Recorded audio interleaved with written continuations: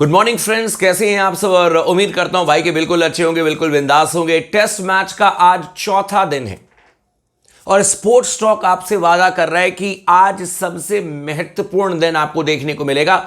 आज full action pack day देखने को मिलेगा आपको। कल आप लोगों ने ऑफकोर्स आखिरी ओवर देखा होगा, नहीं देखा तो विजुअल्स जाकर के देखें, नहीं तो मैं आपको सारी चीजें बता ही दूंगा। भयंकर भयंकर लड़ाई हुई है कल शुभमन गिल और भारतीय टीम की, इंग्लैंड के दोनों सलामी बल्लेबाज बेन डकेट और जैक क्रॉली के साथ में।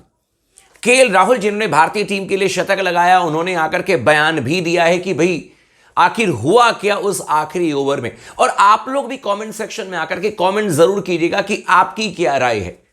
कुछ लोग कह रहे हैं कि नहीं, शुभमन गिल बहुत ज्यादा एनिमेटेड हो गए, गुस्से में आ गए, उनकी गलती है। कुछ लोगों का कहना है कि नहीं, ये तो ऑफकोर्स इंग्लैंड के दोनों सलामी बल्लेबाजों की गलती है। कुछ लोगों का कहना है कि ये तो टेस्ट मैच की ट्रिक है। इसी तरीके से सलामी बल्लेबाज जो हैं वो समय बिताने के बारे में सोचते हैं। लेकिन आपकी क्या राय है, मैं आपकी राय जानने की कोशिश कर रहा हूं। आप हमें कमेंट करके जरूर बताइएगा कि आपको क्या लगता है किसकी गलती है। क्योंकि अगर मुझसे पूछेंगे तो मुझे लगा कि इंग्लैंड के बल्लेबाजों ने जानबूझ करके अति ज्यादा कर दिया, समय बहुत ज्यादा उन्होंने खत्म करने की कोशिश की। बाकी मैं इस पर भी चर्चा करूंगा।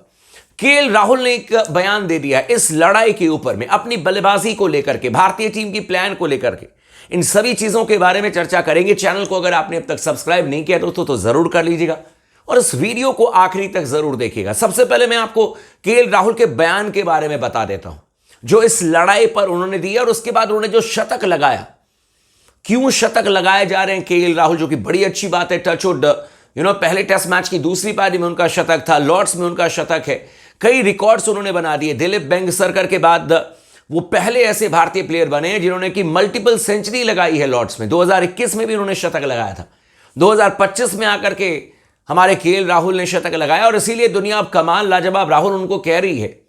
लेकिन लड़ाई को लेकर के केएल राहुल से जब सवाल किया गया प्रेस कॉन्फ्रेंस में, उन्होंने क्लियर कट कहा। उन्होंने कहा कि देखो, एज अ ओपनर बैट्समैन मुझे पता है कि इंग्लैंड के ओपनर बल्लेबाज क्या सोच रहे थे, क्या कर रहे थे। अब ये बहुत ट्रिकी है, इसको अगर आप समझने की कोशिश करेंगे तो केएल राहुल ये कह रहे थे कि ये तो होना ही था। कोई भी ओपनर बल्लेबाज अगर 7 मिनट 8 मिनट का समय है, उसको बिताना है एक मतलब कि क्रीज में, तो वो कोशिश करेगा कि यार एक ओवर से ज्यादा मैं बैटिंग ना करूं। मुझे जितना समझ में आया, शायद केएल राहुल भी यही कहने की कोशिश कर रहे होंगे। उन्होंने कहा कि मुझे पता है कि as a opener batsman England के बल्लेबाज क्या सोच रहे थे, और वो एकदम क्लियर है कि सोच क्या रहे थे। वो सोच रहे थे कि भाई जैसे तैसे समय काट देना है।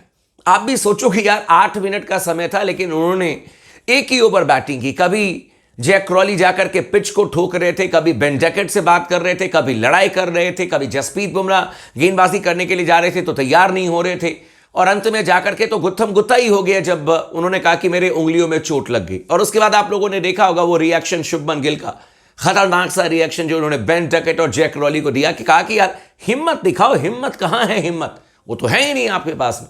और इसीलिए चौथा दिन जो है आज एक एक्शन पैक डे होगा India versus England test match में। और केएल राहुल ने कहा कि बीइंग अ ओपनर बैट्समैन, यानी कि ओपनर बैट्समैन होने के नाते मुझे बहुत अच्छे से पता है कि इंग्लैंड के दोनों सलामी बल्लेबाज क्या करना चाह रहे थे। इसका मतलब है कि वो सिर्फ और सिर्फ टाइम पास करना चाह रहे थे, दैट्स इट। मतलब कि जैसे तैसे एक ही ओवर में मामला निपट जाए। लेकिन कुछ और इंपॉर्टेंट बातें कही हैं कमाल लाजवाब राहुल ने, और सबसे पहले उन्होंने अपने शतक के बारे में उन्होंने कहा है।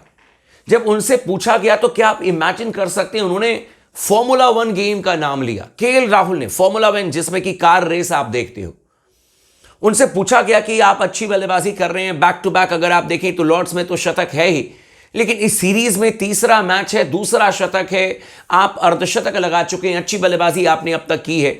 उन्होंने कहा कि देखो, बैटिंग करना मुझे हमेशा से पसंद था और मैं ओपन कर रहा हूं टीम इंडिया के लिए। यह केएल राहुल का बयान है, मैं ओपनिंग कर रहा हूं टीम इंडिया के लिए और ओपनिंग करना मुझे पसंद है, टॉप ऑफ द ऑर्डर खेलना मुझे पसंद है। यह केएल राहुल ने स्पेशली कहा है।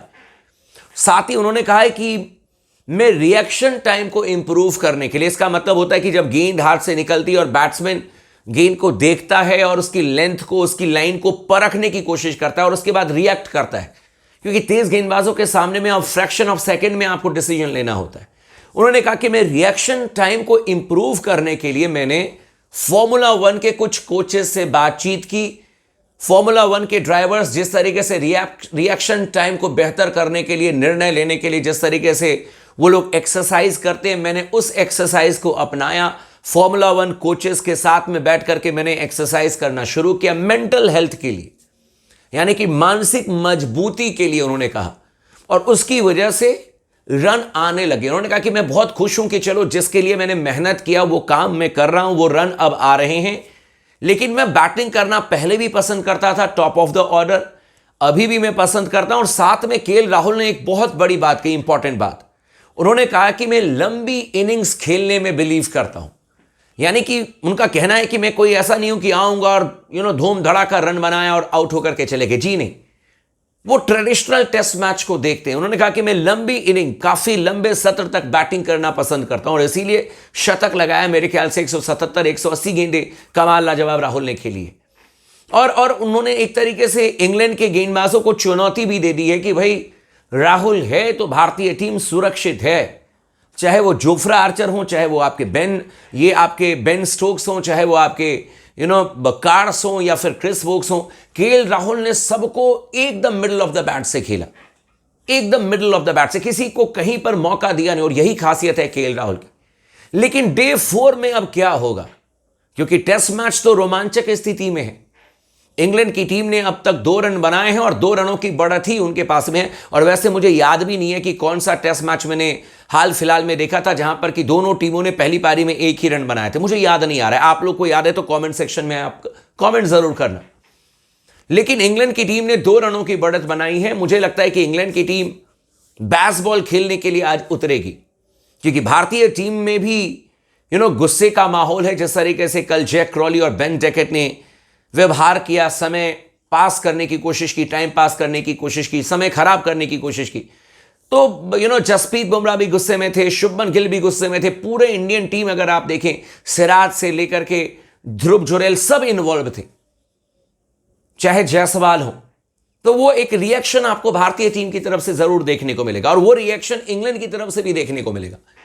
लेकिन डिपेंड करता है कि भारतीय टीम के तेज गेंदबाज इंग्लैंड के सलामी बल्लेबाजों को कितनी जल्दी आउट करते हैं। एक बात तो आप तय मान करके चले कि अगर इंग्लैंड के दोनों सलामी बल्लेबाज लंबे समय तक टिक गए तो फिर इंग्लैंड की टीम ऑफ कोर्स बेसबॉल खेलेगी, फिर धूम धड़ाका करेगी, तेजी से रन बनाने के बारे में सोचेगी और आज ही वो 350 पौने 400 रन बनाने के बारे में सोचेंगे और उसके बाद भारतीय टीम को बैटिंग करने के लिए बुलाएंगे। ये हो सकता है, पॉसिबिलिटी है। लेकिन अगर भारतीय टीम के गेंदबाजों ने शुरुआती ओवर्स में विकेट निकाल दी तो ये भी मैं लिख करके दे रहा हूं कि इनके बेसबॉल की बैंड बज जाएगी और फिर ये जैसे तैसे करके सिर्फ दिन काटने के बारे में सोचेंगे और देखेंगे कि अगर एक आध इनकी पार्टनरशिप हो जाती है तो ये मैच में वापसी करने के बारे में सोचेंगे। तो मोरल ऑफ द स्टोरी ये है कि आज भारतीय टीम के तूफानी तेज गेंदबाज बनाम इंग्लैंड के बल्लेबाज, शुरुआती 25 ओवर ये बहुत क्रूशियल होने वाला है। बाकी आपका क्या कहना, आप हमें कमेंट करके जरूर बताइएगा।